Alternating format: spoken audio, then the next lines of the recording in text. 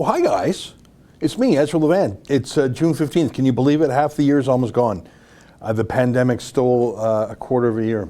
Imagine if you're like 6 years old. This pandemic has stolen a significant portion of your life, nuked a year of your school, probably destroying so many of your summer plans, and warped your idea about the world and how we deal with things. And what a terrible thing. I mean, I was looking at the stats. I like to look at the stats from each jurisdiction, provinces, cities, countries. Some jurisdictions have fantastic reporting in terms of details. I find New York City's reporting is very detailed, but I was looking at Alberta's reporting, and I was just sort of bored, so I was doing the math. There's more than 4.5 million Albertans. The number of Albertans under age 60 is 3.75 million, okay? And a grand total of 5 people under age 60 have passed away. Now those are 5 lives lost, 5 tragedies, but it's out of 3.75 million. 5 people under age 60 out of a population under age 60 of 3.75 million. I'm sorry, why are we shutting down every school, every bar, every restaurant, every theater, every sports club, every hockey rink, every soccer game, every baseball game, everything? Why did we do that? Oh, and no kids, obviously. There was no one under age 30, I don't think, in that list. Just a disaster. And I think the madness of the pandemic, cooping people up, provided some flammable kindling for the bonfire of I don't even know what it's about anymore. First it was because a cop in Minneapolis killed a suspect on the street, and now the whole world is in flames. The protests have spread to the United Kingdom. A grand total of 2 black men were killed in police custody last year, 2, one of whom was a terrorist, 2 unarmed black men. So that means, cops in the UK don't even carry guns, except for very special squads. So they're having hands up, don't shoot. That's an American slogan. They don't have guns over there. It's so obviously fake and ginned up. Now you have this Confederate state of Seattle or something that has seceded from the Union. We need a Lincoln to go in there and crush that rebellion. What do you think of that? It's just madness. And the madness has swept over Canada as well. Stockwell Day, old friend of mine, I worked for him briefly almost 20 years ago. Maybe it was 20 years ago. Yeah, 20 years ago. Fired from the CBC and all his fancy jobs because he didn't sufficiently say it was tough enough growing up black in Canada. I'm sure it's tough being black in many places, including in Africa, by the way, where they have had horrific genocides. Rwanda, for example, the Hutus versus the Tutsis. It's tough being black. It's also tough being Asian, tough being Indian, tough being every race. There has been slavery on every continent.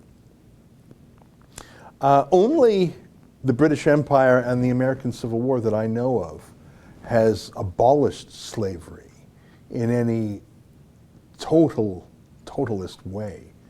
As we've told you in previous shows, 50 years the Royal Navy patrolled the seas off of the west coast of Africa, hunting down slaves trading ships, seizing 1,600 slave ships. Of course, America's bloodiest war was the Civil War that freed 4 million slaves.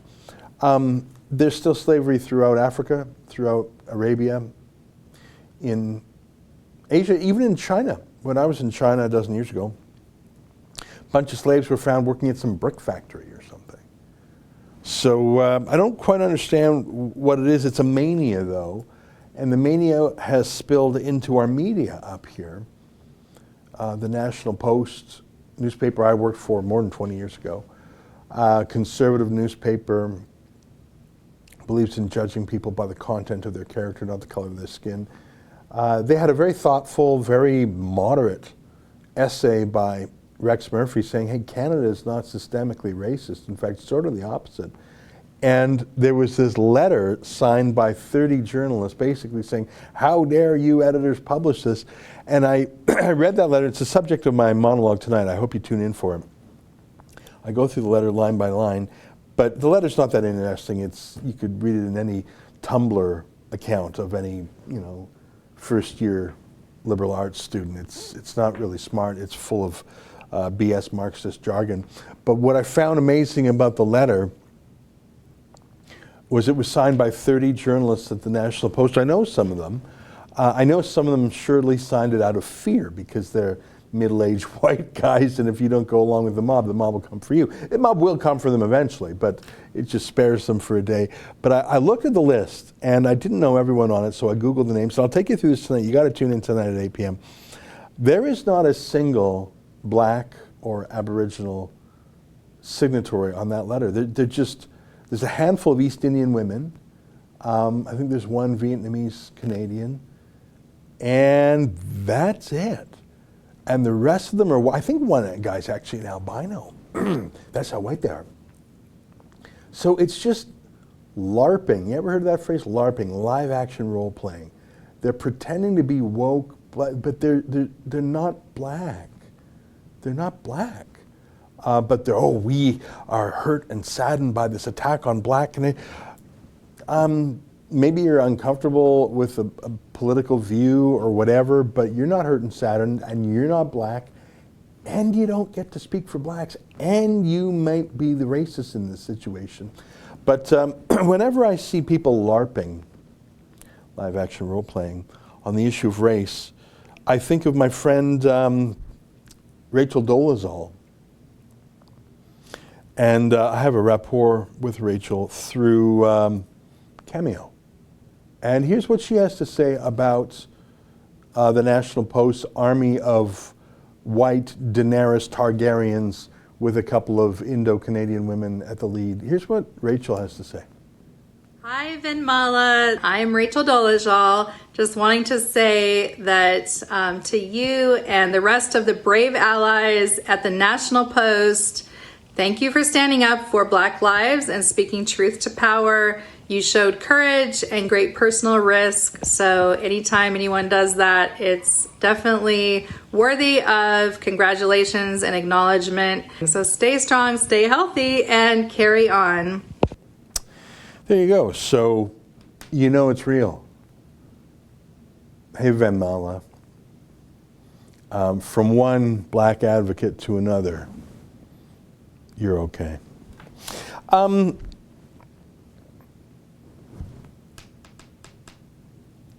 There is only one thing whiter than the National Post, and that is Hollywood celebrities. I think did I show you this one before? When the celebrities go makeup off, is that the script we got? Is that the one you're talking about there? We got I take responsibility, that's the one, thank you. So whenever celebrities do that, like they have this really cliche Hallmark cards type mantras, and it's like 100 words and they're split it up so each one says like 5 words, and they're not wearing makeup, and it's clearly written by some intern, and it's in black and white, and they're just looking at the camera. I mean, that should be, don't answer that email, celebrities. Don't do it. Say you were busy in rehab or something, come up with a cool excuse like that. Don't do it. Don't do it. I want to show you this one. It's cringeworthy. I don't even know who half these people are. Now maybe that's because I'm old. But actually what I found here is that these guys were actually confessing to racist things that I am surprised by. I think maybe I don't know if this is actually true. I don't think this is true. I think someone wrote this line for them and they said it because you're about to see people confessing to things that I'd be surprised if they did. Maybe they did. I think that they were handed a script and read it because they're actors and they just sort of do what they're told. Here, just take a look. I'll just stop preambling it. Just take a look. I take responsibility. I take responsibility. I take responsibility. I take responsibility for every unchecked moment. For every time it was easier to ignore than to call it out for what it was. Every not so funny joke. Every unfair stereotype. Every blatant injustice, no matter how big or small. Every time I remained silent. Every time I explained away police brutality. Or turned a blind eye. I take responsibility. Black people are being slaughtered in the streets, killed in their own homes. These are our brothers and sisters, Our friends, our family. We are done watching them die. We are no longer bystanders. We will not be idle. Enough is enough. I will no longer allow an unchecked moment. I will no longer allow racist, hurtful words, jokes, stereotypes, no matter how big or small, to be uttered in my presence. I will not turn a blind eye. Going for a jog should not be a death sentence. Sleeping in your own home should not be a death sentence. Playing video games with your nephew should not be a death sentence. Shopping in a store should not be a death sentence. Business as usual should not be life-threatening. I stand against hate. I stand against hate. I stand against hate. I stand against hate. I will stand against hate in love. I will make my presence known. And killer cops must be prosecuted. They are murderers. We can turn the tide. It is time to take responsibility. Call out hate. Step up and take action. I don't know who that guy at the end was. Do you know who that guy at the end was? Aaron Paul from Breaking Bad. And what did he say about cops must be prosecuted? Did he say, was there killer cops? Killer cops. I agree that killer cops must be prosecuted. Although sometimes there's a difference between killing and murder. Murder is an intentional, illegal killing. Killing, there is such a thing as self-defense. I think that all cops who do kill ought to have their killing investigated. But there are instances I can think of where a police could and should kill, and we know that because we issue police guns and we train them, and we have laws to govern that. So I would say killer cops must be, I would change it to cops who murder should be prosecuted. All cops who kill should be investigated, and I think that's standard operating procedure. But there were a lot of things there. I heard a lot of talk about not so funny jokes. Well, not even racist jokes, but not so funny jokes are banned now. Well, half of these guys are out of business then. Explain away police brutality. That's what one of them said. Well, if you've been explaining away police brutality, you do need to take responsibility. And I think just uttering some banal, overly emotional black and white video ain't going to do it. Just saying you're going to take responsibility for explaining away police brutality, I think you got to tell us what you mean by that. I don't think you get off so easy. But I don't think that person ever explained away police brutality. I think they just got the really bad line that was like this whole thing was chopped up and he just had a really bad line. Slaughtered in the streets. They sure talked a lot about slaughtering the street, slaughtered in sleep, slaughtered in video games. It sounds like a real massacre out there. I'm not sure that it is. I think they're hyping it up. No longer bystanders. I mean, I think they mean that metaphorically. Like if they were literally standing by and watching a killing, I think they do have something to answer for. I don't think they mean that. No longer allow racist comments to be uttered, big or small. That was that one guy with the dark glasses whose name I don't remember. Did you do that before? Did you let people tell racist jokes and you were just big and small and make racist comments and you were fine with it before? I don't know, maybe, I mean, I'm 48, so I'm not young anymore. And I tell you one thing, my generation, going back to when I was a kid, we would, you didn't do that. And that guy was, I just, has he been doing that? Like throughout the 1990s and 2000s and 2010s, and it's now mid-June 2020. That one actor there, I forget his name. The guy with the bald guy with the glasses, he's either Italian or Jewish or something, I can't remember his name. He's been an accomplice to letting racist things be said, where, in Hollywood or something? I'd like to know more about that. Stanley Tucci, that's who it is. He's an Italian guy who plays a Jewish guy. I'm trying to think of some of the movies. He's a good actor. Devil Wears Prada. There was other, I think he's done some Coen Brothers films. I sort of like Stanley Tucci. He plays a certain role and he's got a certain look to him. I think he's sort of, he's still in his career, but it's sort of, he's in the sunset of it. Stanley Tucci. Were you really part of a lot of racist comments? Like, really?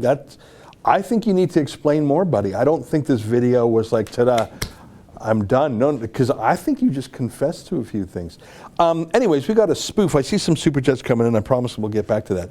But we've got a celebrity spoof version of that. I'm trying to remember which one it is. Is that Nicole Arbour? Is that hers? Let's take a look.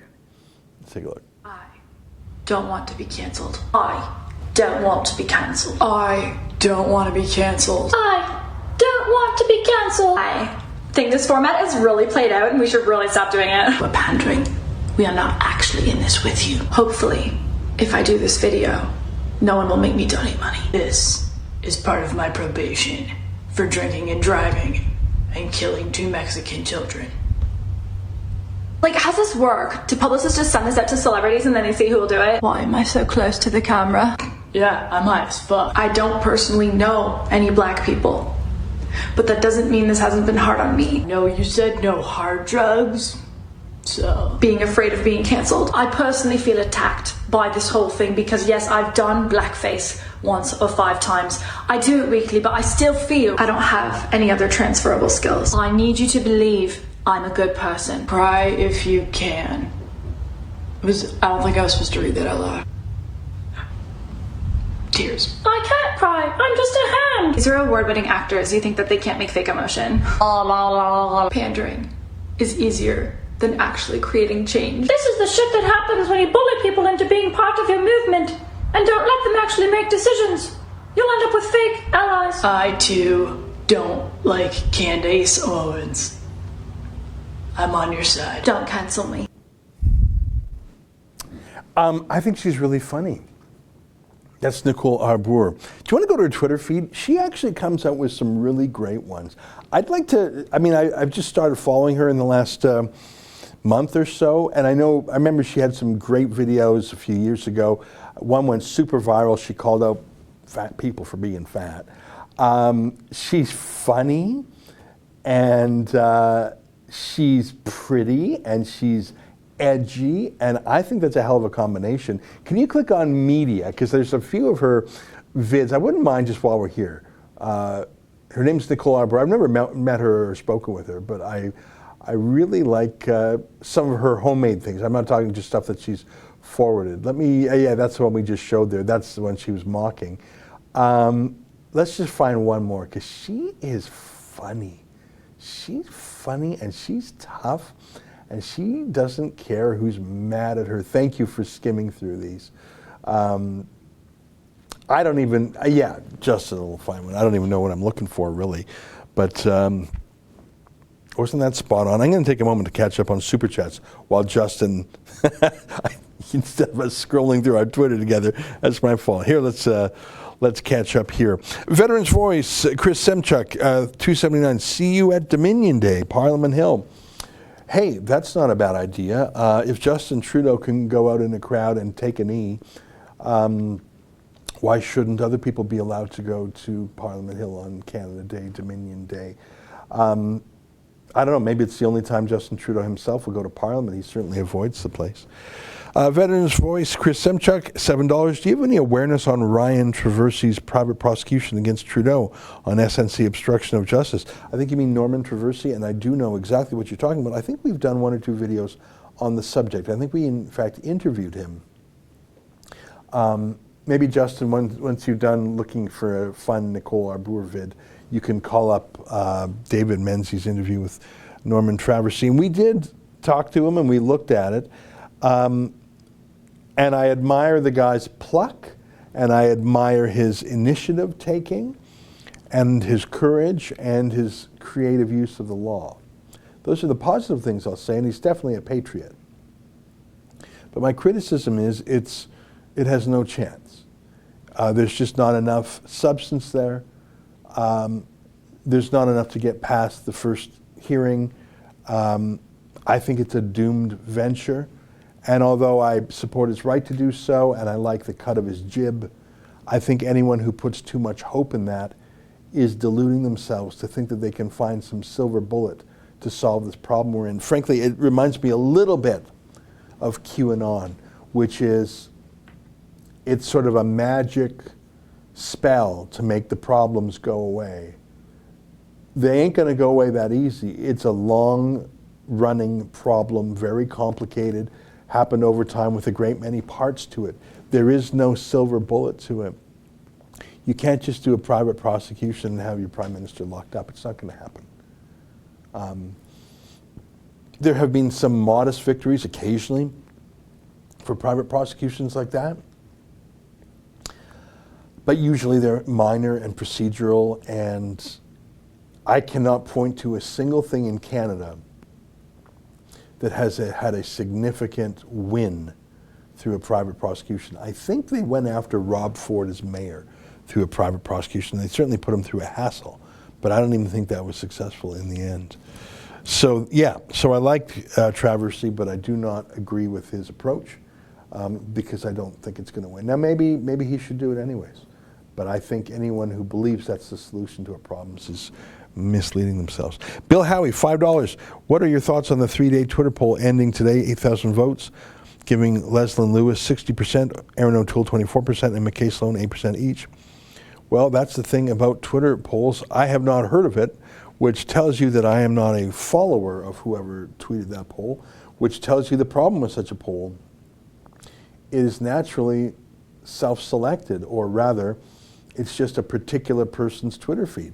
So that may be representative of the people who follow that one person's Twitter feed. I apparently don't, since I haven't heard of it. And obviously these things can be focused on by a particular campaign. Hey guys, help me out here. So it's not statistically valid. It's not a neutral instrument, is what I'm saying. I like Leslyn Lewis. I've met her a couple times. She's come into our studio. I would talk to her again. I would talk to any of the candidates again. I think that there was a super gross tweet the other day by CBC's This Hour is 22 Minutes, and I snapped back at them pretty hard. I don't know if you saw that, Justin. They were doing something about how racist the Conservative Party is. And I thought, hang on. You've got Dr. Leslyn Lewis, one of the 4 approved candidates, unlike the Liberal Party of Canada that sacked their Aboriginal Justice Minister and sacked Selena Cesar-Chavannes and sacked basically any critic of Trudeau. How dare the Trudeau CBC state broadcaster, their government comedians who follow Captain Blackface, how dare they call the Conservative Party white and racist when they have a woman of color running? It was so gross. And yeah, I've given you about 7 errands there, Justin, haven't I? Don't worry about it. Let's get back on track. I think I've caught up on the Super Chats.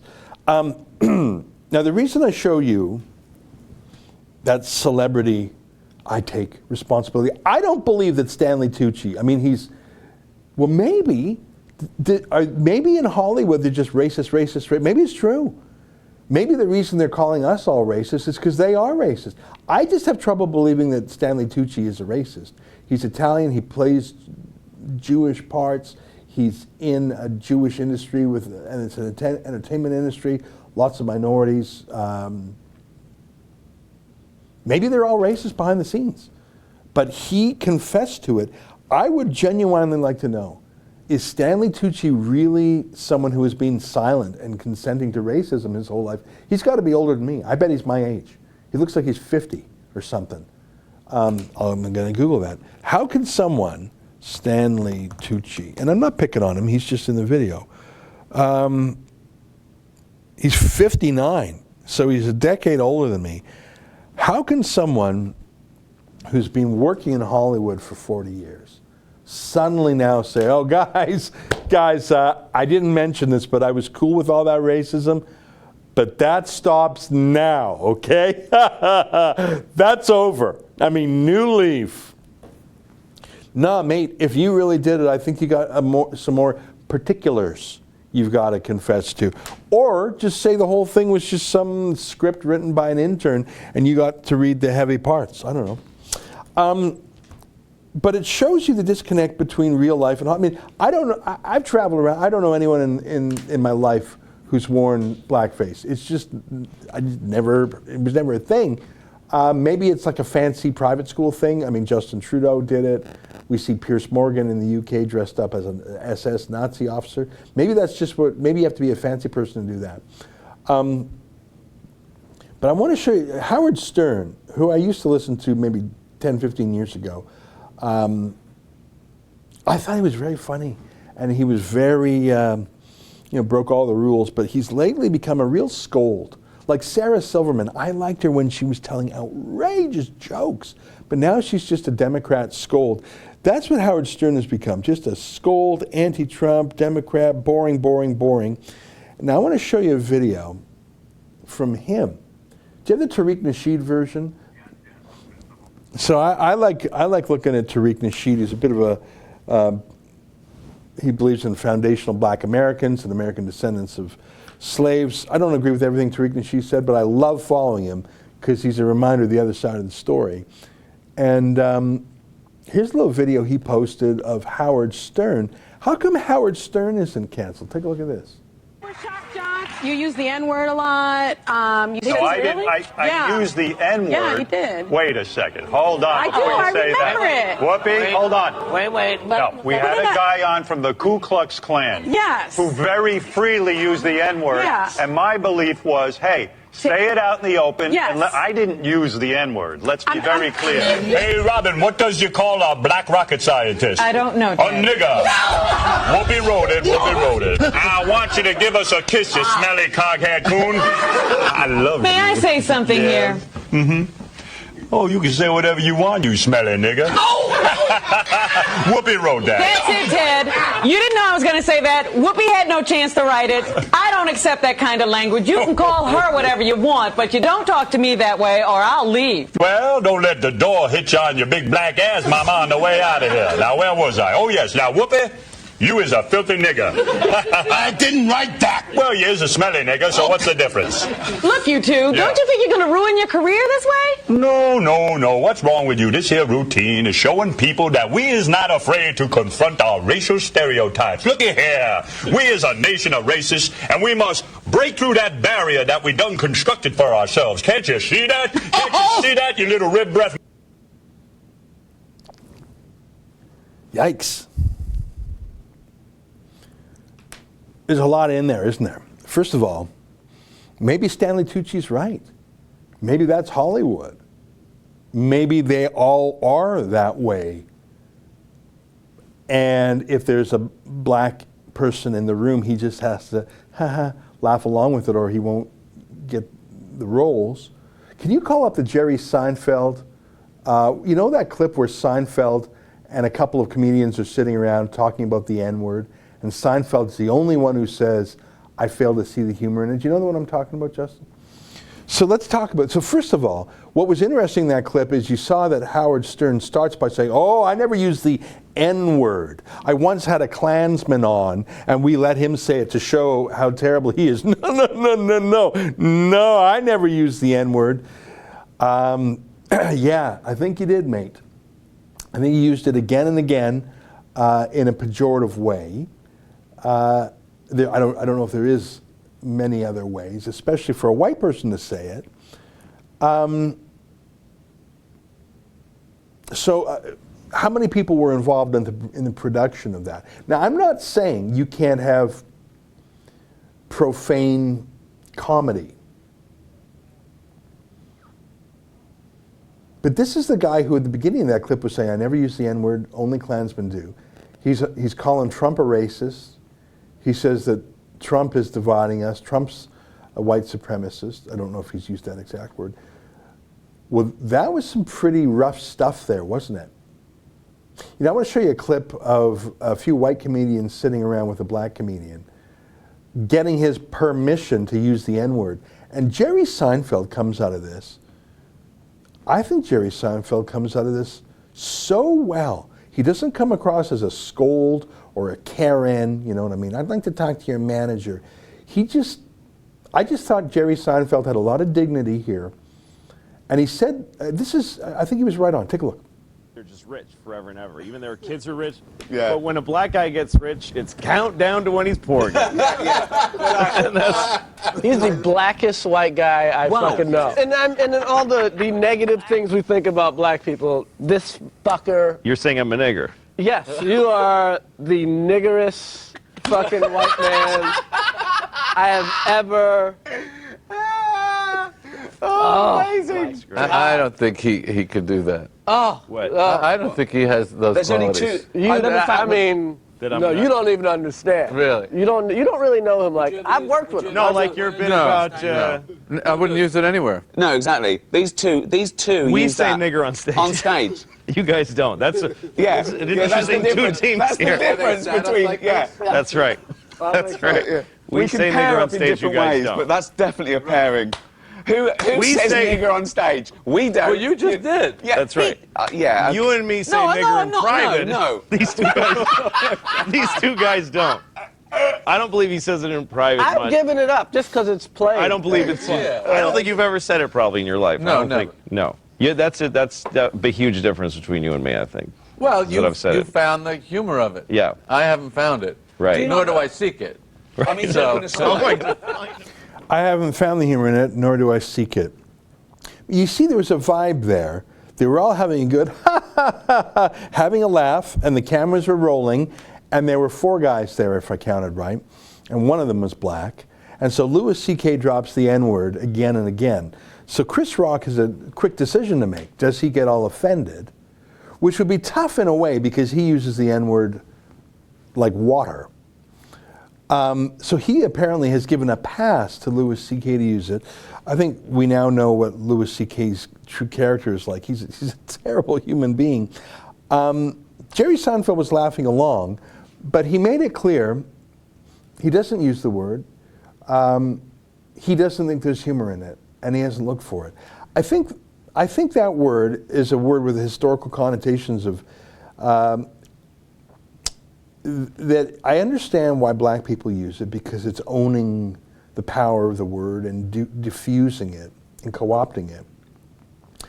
But I think it's different when Louis C.K. Uses it, don't you think? I thought Seinfeld's answer was good there. So what's Howard Stern's excuse again? I don't know. I'm not really here to be word police.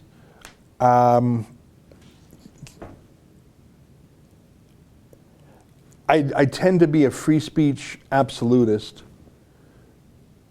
I'm certainly not saying anyone should be prosecuted for their bad words, which is what happens in human rights commissions.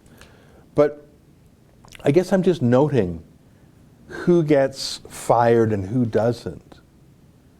I mean, Howard Stern is a dirty comedian. But he's got, what, like a $250 million contract with Sirius XM satellite radio or something? So, I mean, really, they built that satellite radio around him, didn't they, Justin? Is that right? I mean, he was the huge star that they locked in. He was the king of radio, and he was going to be the guy to pull everyone over. And he almost has like an equity deal in that. He used to. I haven't looked at his deal lately, but he had almost like a commission on new sales. If you take Howard Stern out of XM radio, I don't know if it's grown enough to live on its own without Howard Stern, maybe. But you're about to see corporate greed versus corporate wokeness have the biggest fight of its life. Because it's one thing for Wendy's restaurant. Can you call up that Wendy's restaurant tweet? Wendy's the other day tweeted, "We're so woke, we're going to give $500,000 to Black Lives Matter kind of things, and we got the receipts, and we're totally with you, protesters." And I don't know why Wendy's felt the need to get political. I mean, I think people of all races go to Wendy's, and people of all political stripe goes to Wendy's. It's just a sandwich. It's like a hamburger, and it's a hamburger and fries joint. But they felt really the need to get woke. And then in Atlanta, they had their Wendy's restaurant just torched. He was a pickle because CNN was covering the torching of the Wendy's, and CNN would be saying, "Oh, it's largely peaceful. It's not really riots. It's just protests," until they themselves, their own camera crew, they're based in Atlanta, CNN, until they got in trouble too. Here, take a look at this.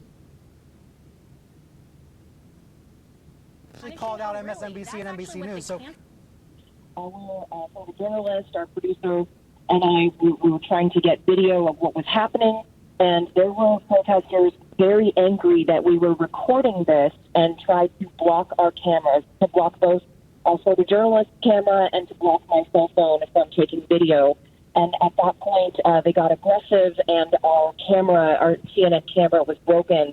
And so we, as a crew, decided to back out of that area. So right now, we've left the immediate area, but that scene has sort of deteriorated there. And I could see that there were other people in the crowd kind of, asking why are they doing this, and while others were egging them on. So a lot of different reactions as to whether that was the right choice to go after the Wendy's building. So I just want to be clear, Natasha, you were there. You had a photojournalist. You also had a producer. There were three of you. Did you have any security with you? One security person who was helping us out, just another set of eyes to keep a lookout for us. I think, and actually I should back up a little bit. I think we had two photojournalists actually. One with the camera and. It's slightly newsworthy that CNN was harassed and had their camera broken. I don't think that's the top headline out of Atlanta. I think the top headline was that the place was looted and torched. Atlanta's a pretty black city, by the way. Wendy's tried to be woke.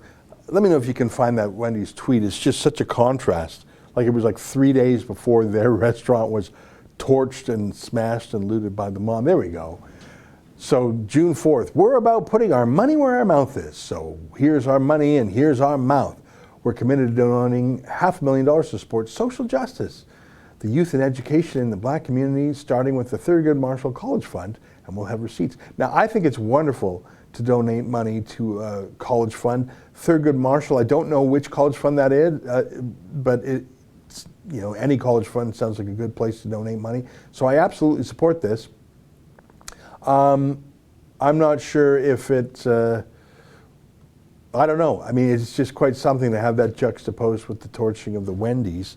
I think we have a total breakdown in law and order. I mean, I don't know which Wendy's that was and what neighborhood it was in, but I think it's a reasonable guess that many of the workers of that Wendy's were African American, and it may have even been owned by an African American franchisee. So what a shame that is. Some more super chats. Let me catch up there. Okie dokie. Viking Insane, $5. CPC's controlled opposition. Even Lewis couldn't condemn the actions of rioters completely. I haven't watched your latest video, but I'll do that. Controlled opposition implies that it is being controlled by someone. I think it's just cowardly opposition. They don't have the courage. I mean, I like Leslie Lewis, and she's come on my show, so obviously she's not as terrified as some of the others there are. I mean, Peter MacKay and Erin O'Toole are so afraid of what the CBC will say about them that they won't come on Rebel News. Even to come on to argue with us or debate us. Both Erin O'Toole and Peter MacKay have promised us that they would do interviews with us, Cian and David. But they broke those promises because they're afraid.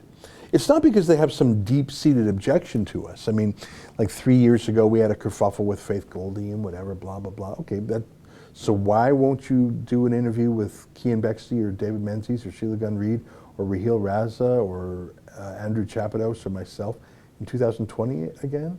There's no reason there other than because the mean girls at the CBC will be mad at you. And what's so funny about that is call up the Wendy Mesley anything about her. I mean, we were talking about the N-word. I presume that that's the word that Wendy Mesley used to be sacked from her show at the CBC.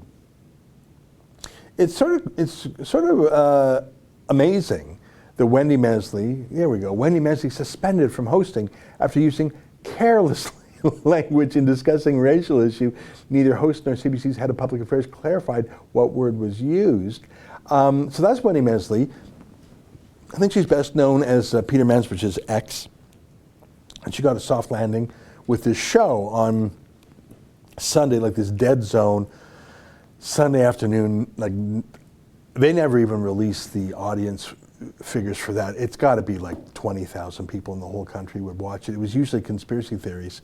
They would do gotcha journalism against conservatives stupid enough to go on. But she really was like this woke white woman fighting all these racists out there. She would call everyone racist. It's amazing to me that she was the racist the whole time. She was the one who dropped a word so terrible no one will say it. Was it the N-word? Did she go on some Howard Stern rant? I don't know. And she wasn't fired for saying that bad word. She was fired only when that leaked out to the media and the CBC couldn't contain it. It's like Jian Ghomeshi when he was physically assaulting interns, women, staff, whatever. As long as the CBC could contain the story, they were fine with it. They only fired him after the story came out. Same thing with Wendy Mesley. They were fine with her racism. They were only panicked when it got out. So maybe Stanley Tucci was telling the truth.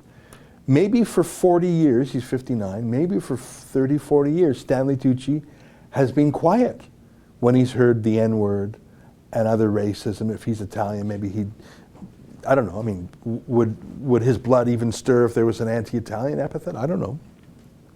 Maybe those Hollywood lovies are telling the truth. Maybe they actually have been quiet in 1,000 Hollywood meetings that have been racist. Could be. All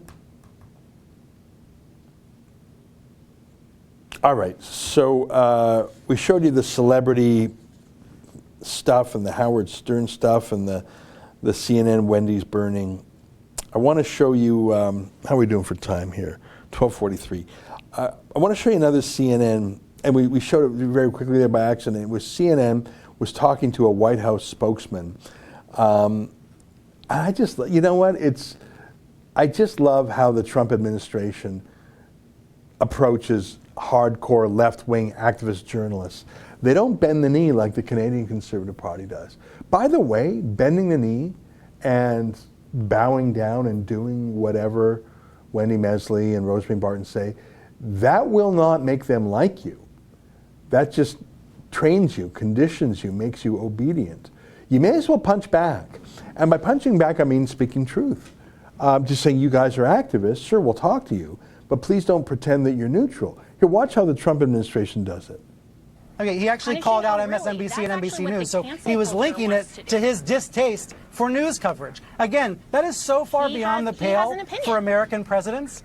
Right, but do you understand how aberrant that is in American history? He has an opinion. He is also a citizen. No, he is the first one to actually use his platform as an American citizen to be able to call out the fake news media and say, because you are peddlers You of understand false that, like, someday you're going to regret for the this, right? past 3.5 years. Someday you're going to regret this when your kids and your grandkids look back at this time and you use slurs and smears like fake news to hurt news outlets. No, but it's Brian, is Jenna, when you can't even come on. I think in facts 10 or and 20 truth. years, No, if we just but sit down come and on, talk that's about this, really you're going to low, recognize how Brian. damaging it was. How damaging it was to use terms like fake news, to attack journalists who were trying to do their jobs. In 15 or 20 years, you're not trying to do your job. You're not a journalist, Brian. You're an activist. That's the problem. You have an agenda, and your agenda is anti-Trump. The American people see through that, and they are very grateful that this president is finally holding the fake news media accountable, because you're activists. You're not reporting fact and truth.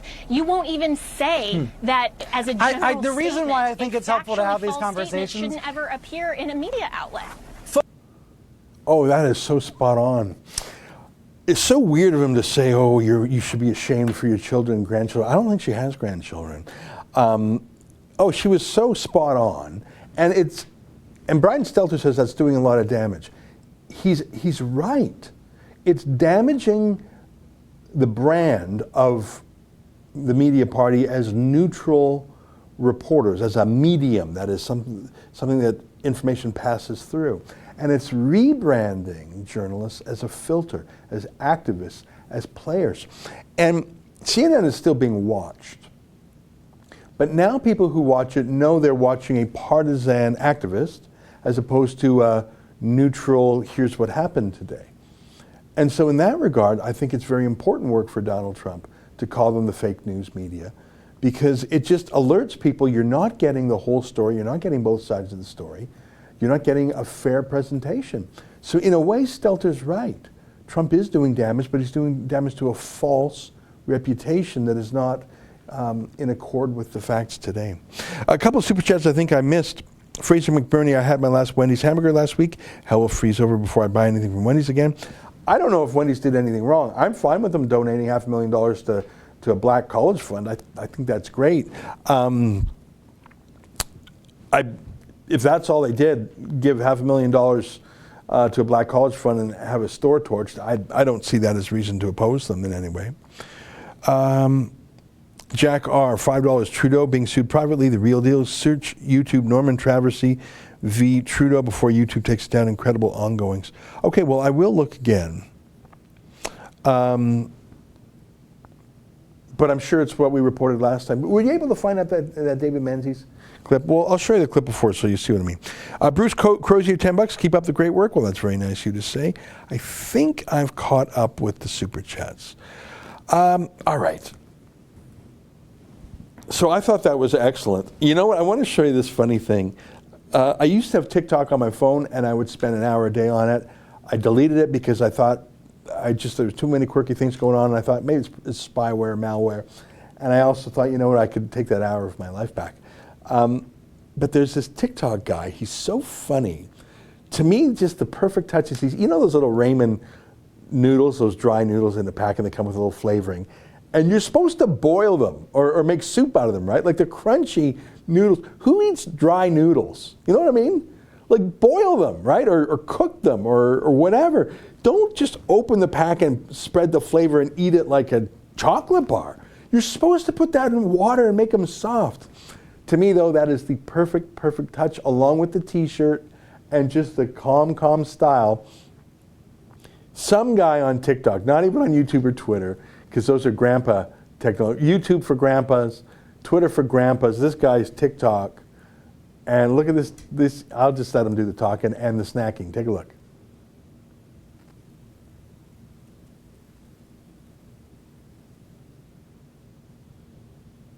Okay, we gotta get this sound on there again. The sound, it's just killer. So Chris Cuomo there. I get Chris and Andrew. Andrew's the governor. Chris is the CNN journalist. Is saying, since when do protesters have to be peaceful? And this guy on TikTok. Let me know if you can get the audio there, because the audio is great. You know, I know people sometimes just eat those noodles like that. I just, Are they good like that? Is it just takes too long to heat up the water or something, or you don't have a clean pot or something? I don't know. We'll get that video back up for you. The audio is killer, just his low-key presentation. I'll move on in the meantime, make sure I'm up to speed with things. If that's hard, why don't we go to the Menzies Norman Traversy thing, just to give people a minute, just to show that we've been on the file. I want to show you we've been on the file, but my view is that it is not a real story. And here we go. When I was last in Ottawa and came across you, it was also with the Caledonian Crusader, Gary McHale, and he was pursuing a private prosecution of Justin Trudeau. Can you quickly give us a recap about what that private prosecution was? Yes, hi David. Last August, I saw a video clip of Brenda Lucki, who is the commissioner of the RCMP, and I saw her saluting in full dress uniform, and Justin Trudeau walking up to her, giving her a big hug and a kiss on both cheeks. And I thought, what contempt this man has for that person and for the position she holds, that he thinks he can do that. Well, that was the last straw for me. Next day, I went to the Ottawa courthouse and filed a private prosecution against Justin Trudeau for obstruction of justice and for conspiracy to obstruct justice in the SNC Lavalin affair. And Norm, very quickly, what exactly, for those in our audience that don't know what a private...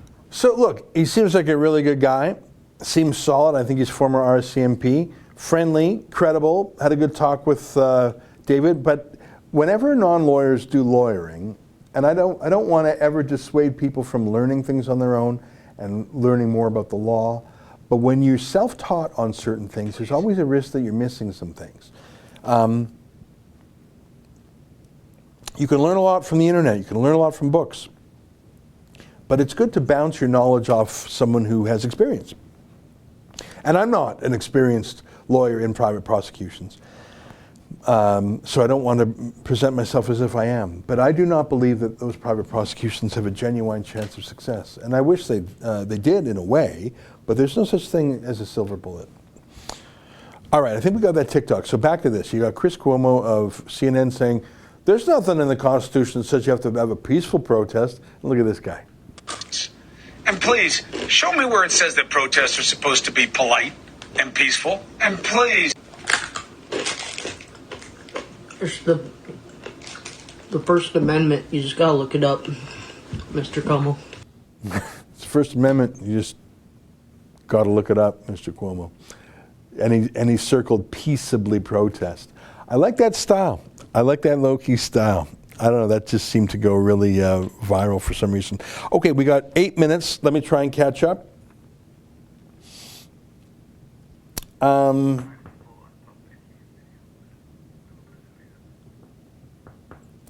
Can we, there was some good stuff in that Kean video. Now, I cut some parts to it.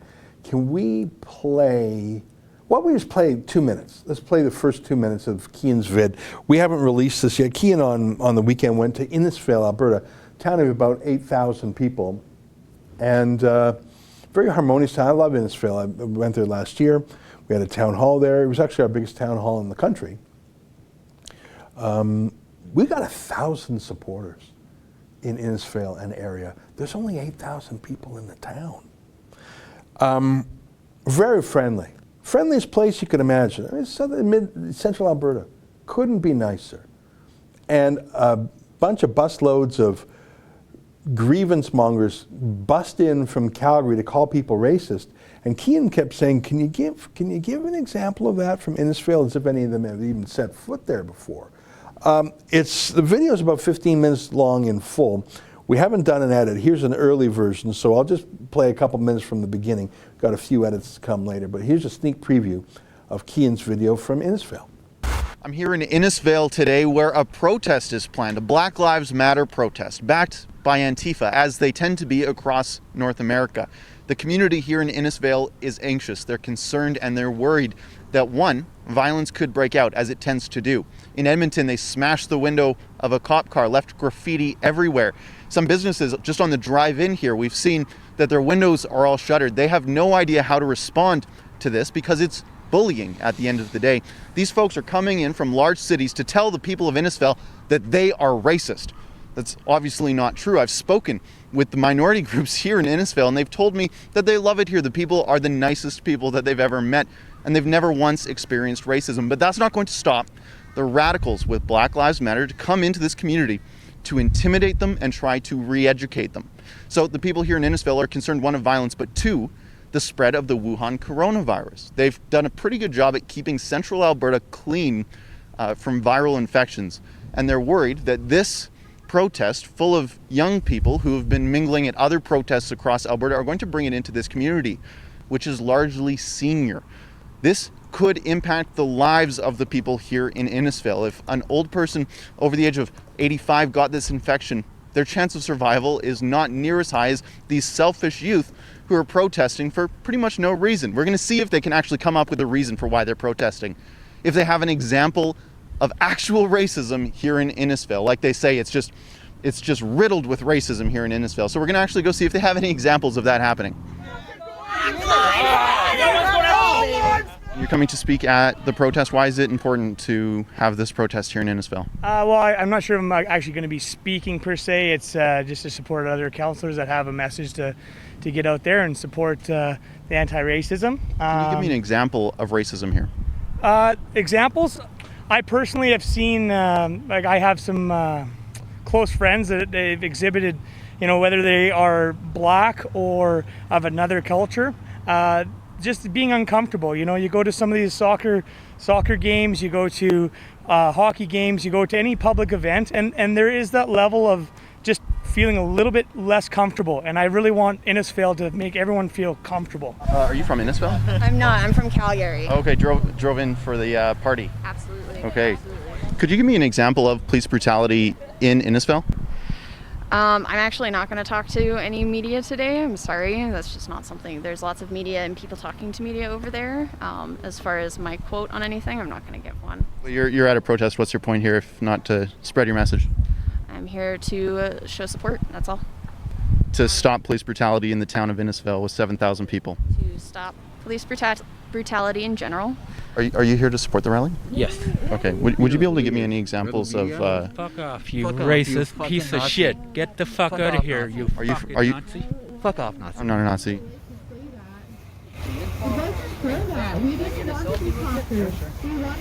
Do you have an example of racism or police brutality here in Innisfail? I don't know. I don't know if anything's happened in Innisfail, but I do know there were threats against a small little group. Say he's in Rebel News, or are you okay with that? I really don't care. It's just you that has a stick up their butt. What is Black Excellence? Black Excellence actually is we're some of our students. We actually have this show is that black. By the way, I completely support Black Excellence. I support excellence by people of any background. It's a great video, and I don't think that we've finalized the edits on it. It's so great. I'm an Albertan by birth, going back 4 generations to 1903, so I know a little bit about that. My great-grandfather was a homesteader, and there were not slaves in Alberta. There may have been slaves in the Aboriginal tribes that were in Alberta before Europeans came here. There was slavery that was commonplace amongst Indian tribes in Northern and Central and South America before the white man came. So I can't speak to that, and that's obviously not what they're talking about. But one of my favorite moments in that video that you'll see is some leftist protesters saying we're here against, this whole place was built by slavery. No, it wasn't. Slavery was abolished in the British Empire in the early 1800s. Slaves, in Upper Canada, slave trade was abolished 1793. There weren't even, there was just the first explorers in Alberta back then, 1793. I don't even remember when the first European came to Alberta. The province sort of got underway in the late 19th century. That's when some of the ranchers came. Then over the next 20 years, homesteaders came, including my great-great-grandfather in 1903. So the slaves were the homesteaders who were told, if you clear your land and plow it and farm it and build a sod hut and get all the stones off and turn it into a field, you get it. So that's not really being a slave, that's being a homesteader. And that was the deal the government made. So they weren't slaves. It was the hard work of people from many parts of the world, including where my own family came from, in Ukraine or Russia, or I don't even know, Yekaterinoslav, in Dnipropetrovsk and places like that. I mean, I think that's in modern day Ukraine. So yeah, not slaves, worked hard, but weren't slaves. And if you're telling Albertans that what built Innisfail was slavery, you could be stupid. There's a chance. It's 1 o'clock on the nose. Let me whip through 3 super chats and then we're going to close with a dog video. Derek G., I believe Mr. Traversy is now planning to deposit an investigation request on Justin Trudeau of the U.S. Embassy using some new anti-corruption clause in the USMCA. Like I say, I appreciate the creativity and the energy. I just don't think it's got a chance. Bruce Gilvar, $20. Question, sir. Do you believe the NIH fraud and payoffs from China have influenced Canadian counterparts with the U.S.? Do you believe how the 1,000 talents have taken hold? This is an excellent question. It refers to industrial espionage in the West, including Canada. And I think Canada is probably worse than any other country in the world. Probably even worse than Australia. Larry Brown, $3. Thank you, Larry. Hard money, $3. Thank you for that. Folks, the hour went by very quickly. It was somewhat disjointed, but I think we got through some good things, including I'm left with a great curiosity about Stanley Tucci. What exactly was he confessing to in that video? Or was he just reading some empty words by some intern? I want to throw to the dog videos, but one more time I want to play the Rachel Dolezal video, because if anyone knows how to bring together the races, black, white, and everything in between, I think it's this young lady. Take one more last look. Hi, Vinmala. I'm Rachel Dolezal. Just wanting to say that to you and the rest of the brave allies at the National Post, thank you for standing up for Black lives and speaking truth to power. You showed courage and great personal risk. So anytime anyone does that, it's definitely worthy of congratulations and acknowledgement. So stay strong, stay healthy, and carry on. Right on. Amen to that. Amen. Folks, it's 1:02. Thank you for joining me today. Let me close with a dog video curated by Justin, the producer. I have no idea what's coming.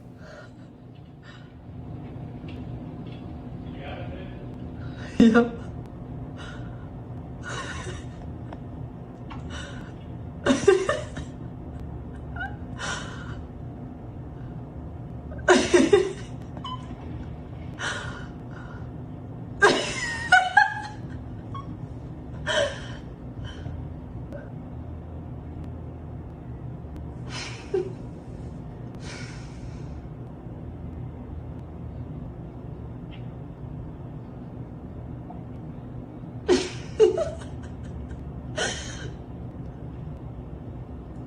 Ha ha ha.